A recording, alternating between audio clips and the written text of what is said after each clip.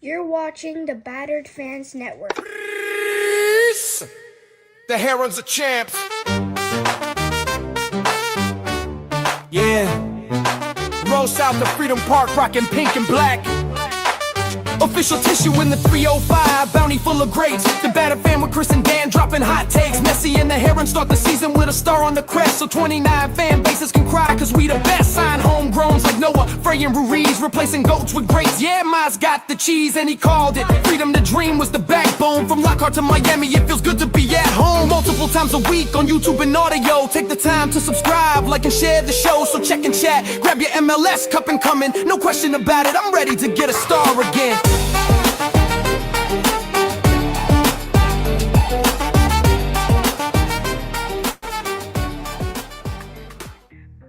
No question about it. I am ready to get hurt again.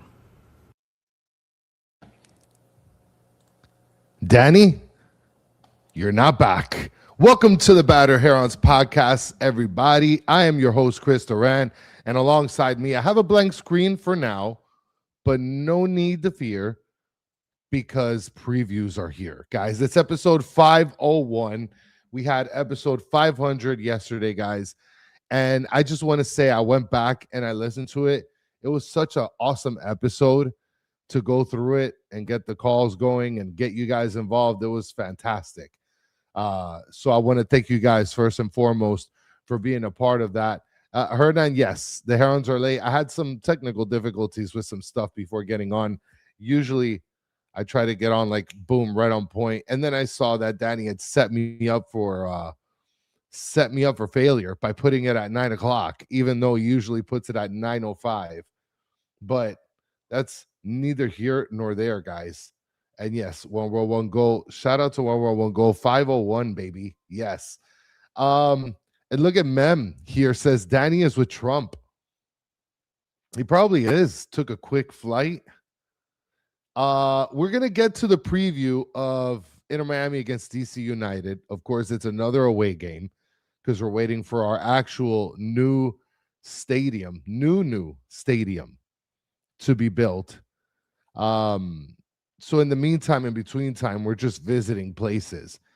And I guess to start off, I'll talk a little bit about where we're visiting, right? So we're going to be playing against Washington, D.C.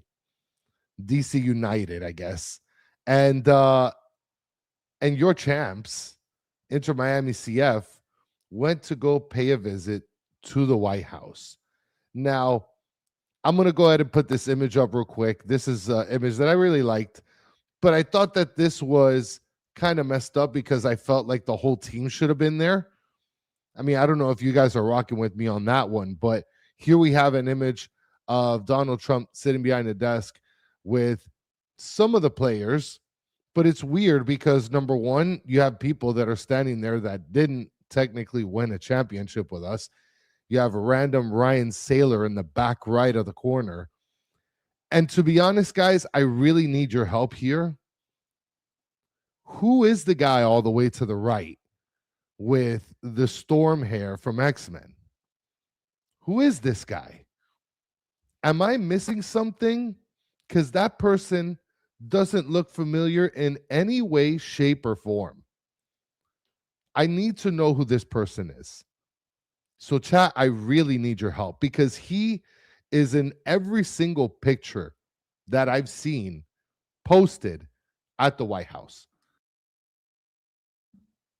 Soccer Daddy's here saying he is an agent of Allende and Lujan. I believe that. He looks like a secret agent. That's my point, Mr. Krabs. I don't know who that guy is. Sean Callahan saying random coach. I feel like with like that stroke of storm hair, you're not just a random coach. Like that's identifiable. Look, we have MZ is saying he is the chef. First of all, like I feel like they kind of messed this up. Like they should have put in a lot more players here. Like, what is it? Is it like a capacity deal? Like you can't fit that many people in there? Ever since COVID, what? Like 12 people are only allowed in that room? Like what was the deal with that? And then in the other pictures that they had, I guess in like the media room, like I saw Fafa showed up, so that's nice. And I also was questioning why Toto Aviles wasn't there. Toto Aviles won the championship with the team.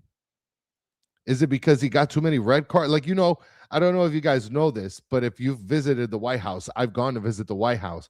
You have to do like a background check. You have to pass like a full-blown background check or something like that. Is it because Toto Aviles got so many red cards last season that he is just seen as a danger, and they didn't allow him in the White House because he is like a soccer terrorist? Tabaquito is saying there is a person limited. I don't believe you. I don't believe that there is a limit. What? Well, we'll go saying Google on X. What do you want me to Google? That there is a person limit in that room? And this is really cool, AJ. AJ brought up the one good thing about this was they invited the previous place. Yeah, but like, why is Ryan Saylor there? But and Toto Aviles is not. I mean, MZ is saying Aviles got a red card while trying to get in. I mean, I could totally believe that. Sean Callahan confirming, inside source saying there's no limit in the Oval Office. And look, when World One go, I was working in a panic. More better pictures, Chris. I'm sorry, I didn't bring the Rolodex out. Okay. And shout out to Saylor, the real MVP. And that's another thing. Mike V here saying Campana wasn't there. Like, you're telling me he couldn't come from New England real quick? He couldn't come over? He was part of the team at some point last year, no? I don't remember. But yeah, I thought that was interesting. And I also think that it's kind of interesting that everybody online is like literally shitting their pants because the team went to the White House. And I understand because of the president that's sitting in right now.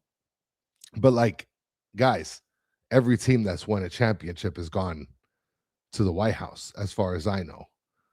I don't know if every single team, but like for the most part, like in American sports, I feel like they go. So I don't know. No need to shit the pants, guys. Oh yeah, you're right, Soccer Daddy. Yeah, he didn't win the cup, but wasn't he part of the team in the beginning of the season? I guess people that are just part of the team in the beginning of the season don't go, but like Aviles did win the cup. Oh, AJ is saying Galaxy actually declined last year. I'm gonna have to look into that. That's crazy. That's interesting. You know what's funny? I saw an LAFC fan that said if my team would have gone to the White House, I would have gone crazy. I mean, I don't know. And I just wanted to put that up there because there's a lot of pictures circulating around. Team went to the White House. And it's cool, so it's a cool experience, I guess, for them. The other thing I wanted to mention before we get down to the breakdown is we finally have a picture of the grass. Okay, guys, everybody was wondering where the grass was grown, and shout out to, hold on, I need to go back to the source here. Shout out to Matt Broderick.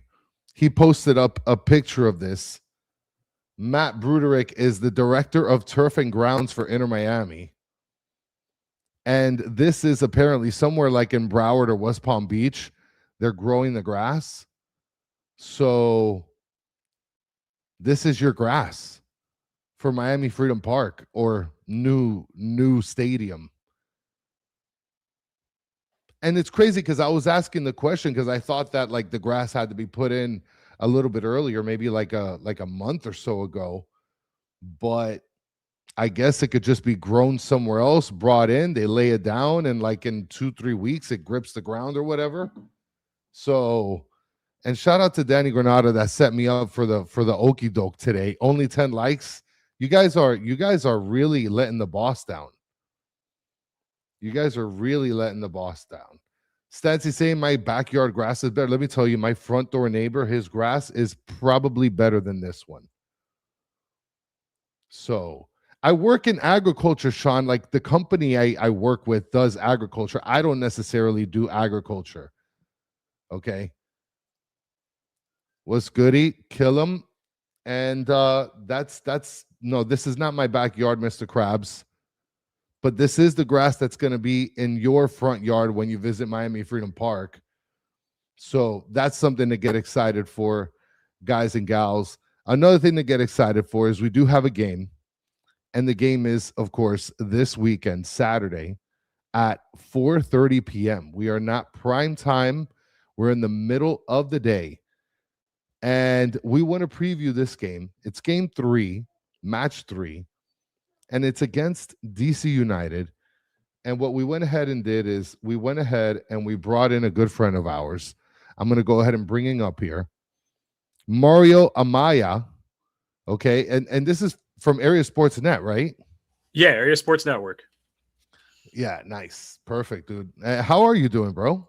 Hey, I'm doing all right. I'm just $1 million short of being a millionaire, man. Yes, as all of us are. We're all a day late and $1 short, but at least we're living and breathing. So that's always a blessing. This is very true. Now, just to let everybody know, Tabaquito is asking, where's Danny? Danny is not here, as you guys could tell. He is away. He's busy. And he's probably going to be on later tonight when we do the MLS show. So we'll go ahead and we'll catch up with him on that. Now, and real quick, Mike V says they don't need as much time for the grass because they don't chop it up like they do for homes. They cut it out all at once and roll it up. Okay, that's interesting. All right. I would have thought that they would have chopped it up like into pieces or whatever and brought it. Maybe it's a little bit easier, but oh well, neither here nor there. Mario, there's been a ton of changes with the team. Like, I thought that you guys were the DC Benteke's forever and would stay like that for life. Then Benteke just doesn't extend. And you guys lose Barraza and you guys lose a couple other players. Added Sean Johnson, by the way, which is my favorite one of my favorite goalkeepers. Hey, man, when I heard Sean, yeah, go ahead. So when I heard that they signed Sean Johnson, I was like, wow, they actually went for it. I don't know, Soccer Daddy. I don't know if DC United's winning the cup this year, but I'll make a strong. They can make a strong run for the playoffs. But yeah, I think with the signings that they made, Ty Baribo, Sean Johnson, Sean Nealis, getting a couple guys with MLS experience, and then bringing in other international players like Kurikawa and Sylvan Hefty, it's kind of made this team a little bit better than it was last season. Because again, you can always do better than last place, right? So of course. And I think defensively they've looked sound in these first 2 games. But other than that, it was interesting because I think a lot of us have said that DC United's needed a rebuild for some time, and the rebuild's here. You weren't going to count on Christian Benteke forever. Well, but now, and that, I guess that brings me to today, right? Like, in terms of where you guys are sitting at, like, I guess what's been the perspective, from the fan base, from the observers, like how do you feel like you've looked so far? It's an interesting look, by the way. It's just a couple different players that actually, are actually really meaning something. Yeah, I think the perspective and the fan base, there's a little bit of optimism, especially after they beat Philadelphia in the home opener week 1. And I mean, the Austin game, they lost due to an error at the end of the game where Sean Johnson misreads the ball in a series of rebounds that leads to the Christian Ramirez goal. But I think defensively, they look a lot better. And they've played with a 4-man back line so far. It's been Keisuke Kurikawa, Kai Rouse, Lucas Bartlett, Sylvan Hefty. And they've looked pretty solid. And Sean Johnson, again, proved last week, outside of the mistake, of course, anybody can make those. It's part of the game, right? But outside of that, proven to still be one of the best goalkeepers in MLS. And Sean Johnson... it shows that in spades, and not just showed it in DC. He showed it everywhere that he's been. There's a reason why he has been a national team goalkeeper. On top of that, one of the more reliable goalkeepers in MLS. Offensively, it's getting there, but I think one of the things that this team kind of lacks a little bit, and we've mentioned this before. I also mentioned it in my podcast, the Bad Hombres FC podcast with Jose Umania. They need a 10. They need a 10. They need a creator. They've got every other piece kind of to create offense. Ty Paribo is an absolute pit bull. That guy will create shots out of nowhere. I think he needs service though, and I think Gabor Pirani tries to be that in the first 2 games. Joao Peglo, Louis Montanu coming off the bench, but those guys seem more like Pirani in Peglo's case, a little more wing play. Montanu kind of comes in more as a number 9. So you kind of need a number 10 to have that kind of service. But so far in the first 2 games, look pretty solid. But now, as far as like so I guess defensively would be considered like a strength, because I mean, just to kind of set things up, you guys have won 1-0 and then lost 1-0, and Austin, the goal came pretty late. So defensively, it sounds like you guys are pretty sound. Is that considered a strength, or do you consider something else more of a strength? It was a strength at one point in time for DC United. It was something that went down considerably after Ben Olsen left. So it's looking like they're starting to build up defensively again. So it's not the core strength per se, but it's one of the it's going to get up there as one of the strengths that they'll have this season. So once you build up defensively and just pretty much get the defensive core going, I think everything else kind of settles in for DC United in a way. Well, I think as long as you're sound defensively, I think it's going to be something that's going to pan out well for you guys. And then on top of that, we have Mr. Krabs that's asking, what if we get Sean Johnson again? Listen, Sean Johnson is a phenomenal goalkeeper. And the one thing I want to mention, just so you guys know, before when Sean Johnson was with Toronto, we played Toronto last season. Both games ended in a tie, 1-1. So, and on top of that, I don't want to say historically, but as of recently, Messi hasn't had the greatest of successes against American goalkeepers. So I don't know. For some reason, that's like his kryptonite, even though he's beaten out a couple of American goalkeepers. But at the same time, there is a little bit of fear there. What's considered, I guess, a weakness? Is it the fact that it hasn't gelled yet, the offense? I think so. Yeah, I want to say just the offense not gelling together. But again, they've said it before. Renee Weiler said it before at the start of the season. This is going to take time. So I don't expect them to hit the ground running necessarily, but I think just the offense coming together, there is some cohesion there, but it's kind of just working out the kinks offensively. And I think once they get that situation sorted, I think DC could be a competitive team moving forward as the season progresses. Well, this is where I kind of would ask the question, if you could be able to give us some players to look out for. But I'll tell you one guy that I'm going to look out for, and that's Joao Peglo, because he does have an assist so far. And you talked about that link-up play to be able to kind of open things up with Baribo. And I don't know if Peglo is going to be part of that sort of link-up play or opening up the space for him. But is that a player, I guess, to look out for? Or give me somebody that is not a household name that maybe Inter Miami fans should be, taking a look at a little closely. This guy scored a goal against Inter Miami last season, Jackson Hopkins. Jackson Hopkins is, again, academy product. He's more of a box-to-box midfielder, so he's someone to look out for. And I could also second Joao Peglo as well, because Joao Peglo has been able to link up with Ty Paribo. The cohesion, the connection between those two is there. And you saw it in the first game. It's kind of interesting that in the second game, it wasn't quite there, but when they connect, it is a problem. So I say Joao Peglo for sure and Jackson Hopkins, because again, Jackson Hopkins is someone that is a young player to look out for. box-to-box midfielder. He is everywhere on the field throughout the entire 90 minutes and can cause a problem for Miami's back line. I feel like that's going to be the case. And I feel especially because of the simple fact that Inter Miami's defense is extremely shaky at this very point in time. There's no solidarity in terms of positioning. For those of you also, and something I forgot to mention in the beginning, Regilon actually, and we talked about this yesterday, Regilon actually appeared for practice. He's actually at the White House. He was at the White House. So, like, he traveled with the team. So we might see his first appearance in the regular season. But again, he got injured in the first preseason game.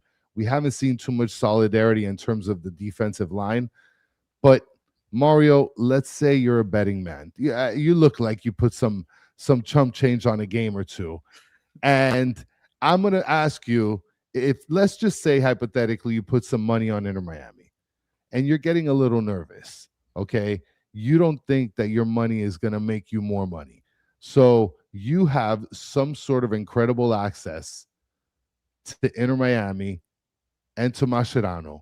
So you sneak up behind him and you whisper in his ear, this is how you beat DC United. What are you telling him? Ooh, it's kind of hard to tell Javier Mascherano, especially if you have Messi on the field. It's kind of hard. Dude, I'm going to say feed the ball to Tadeo Allende. If I just saying, I'll play an audible. Screw it. Allende's down there somewhere. Play the ball to Tadeo Allende. He was the leading goal scorer for Inter Miami in the playoffs. And why not? So just, I would say, find Tadeo Allende to pretty much get the game, to pretty much win the game for you if I'm a betting man. It's funny that you mentioned that because every time we have, fans or people that cover other teams that are not Inter Miami, usually we get the Allende whisper. And Soccer Daddy is here putting Allende 45 fire emojis. Soccer Daddy saying, Mario, my guy, okay, that you're a legend. And Mike V's asking you to whisper 877 cash now. And hopefully we don't get banned for that little jingle there. But it's funny that you mentioned Allende because the perspective of Allende is so great because he has now this record within the playoffs of scoring goals. But from a fan's perspective here, other than Soccer Daddy, from a fan's perspective here, in the beginning of last season, he shot up like a rocket, scored a bunch of goals. Then in the middle of the season, just had a dud. And then towards the latter end of the season is when he started picking it up a little bit. And in the playoffs, just shot to legendary status. So it's a weird sort of dichotomy that's happening with him. But Allende is a player that kind of opens things up, makes line-breaking runs, and opens up the field for opens up the pitch for a lot of other players. So it is a good advice that you'd be giving Mascherano, Mario. So yeah, I think the second piece of advice I'd have, if you have him on the bench, you could always bring in Luis Suarez. I mean, Luis Suarez is in his late 30s, but this man could score clutch goals when you need it. So that would probably be my second piece of advice. But Tadeo Allende will always be my first piece of advice for Javier Mascherano at that point. You know what's funny about that is we might see more Luis Suarez in the next coming games just because of the simple fact that he's not going to be included in the CCC for all the madness that he created last season. So we might actually see him, appear in some more time in the regular MLS games before CCC. So that way Veterame can kind of be fit and in shape for the game. So Mario, I'm going to let you go, but I got one question that I have to ask, and it's obviously because your name is Mario. Mike V is asking, do you think Super Mario, is a superhero? Ooh, dang, I've never really gotten this question before. This is a good one. You know what? For the amount of times that he saves Princess Peach throughout every Super Mario game, I gotta go, sure. Yeah, he's a superhero. I mean, he literally He literally, this man builds indoor plumbing to kind of just fight Bowser and save Princess Peach every so often. Or yeah, I guess he's a superhero. He's a superhero in the same way Batman is a superhero. Doesn't have a superpower. I mean, but Super Mario is flinging out fireballs and growing This out is also tails to fly. This is also very true. And every time you see a star, his powers rise up. So yeah, you know what? He's like unstoppable. He's very much unstoppable. Like that. Yeah, you can't stop Super Mario. You know what? You're right. Batman is just a long time gold member Home Depot and Lowe's customer. That's what he is. He's just a vigilante with a Lamborghini. That's what Batman is. Super Mario, he's like, yo, I can make my own weapons. If I eat mushrooms, I power up. If I shoot upon a star, I power up some more. I'm gonna go save Princess Peach. I'm gonna fight this evil turtle named Bowser. It's over. Yo, Super Mario is a superhero. Hence the name Super Mario. Now, Mario, before we go ahead and give me a prediction. What do you think the score is going to be between Inter Miami and DC United? Because Amy's saying 5-1.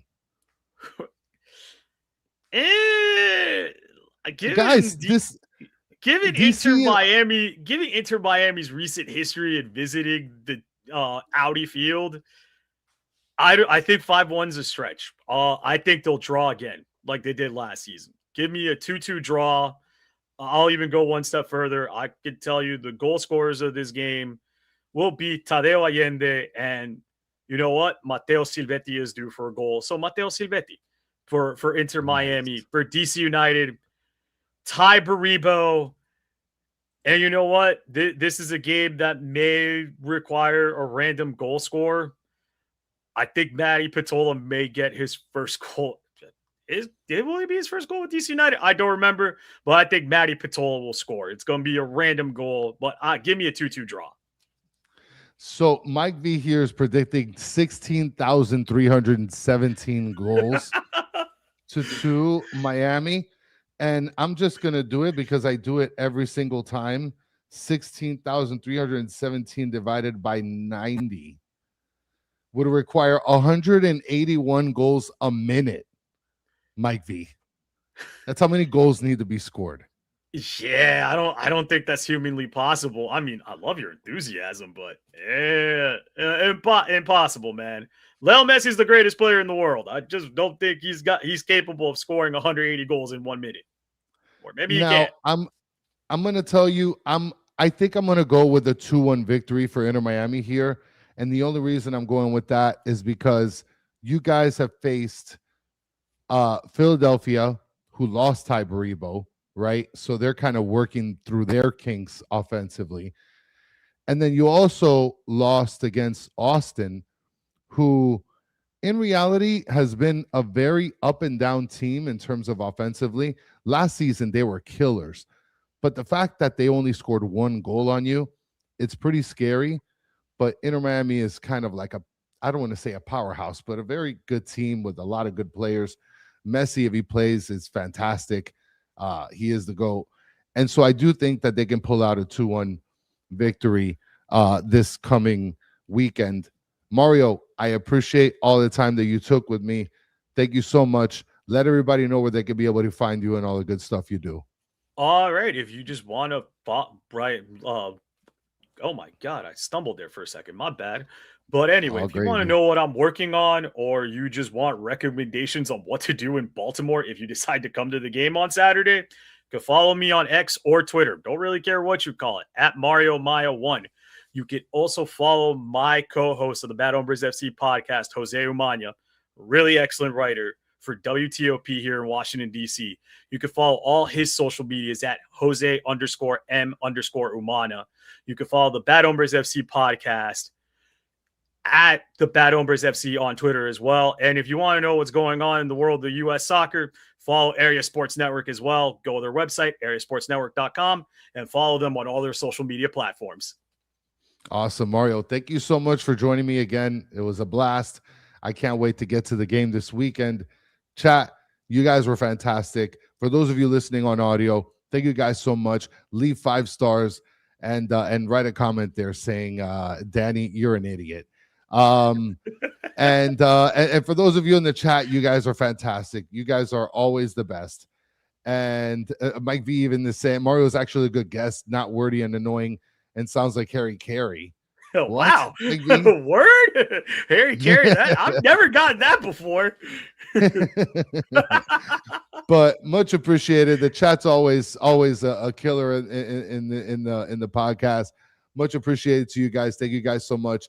For those of you listening on YouTube, leave us a like, a subscribe. It's free 99, guys. Okay, like and sub for the squad. And guys, we're gonna do this again on the weekend when we do a post-game show. But until the next one, mi gente, have a good one.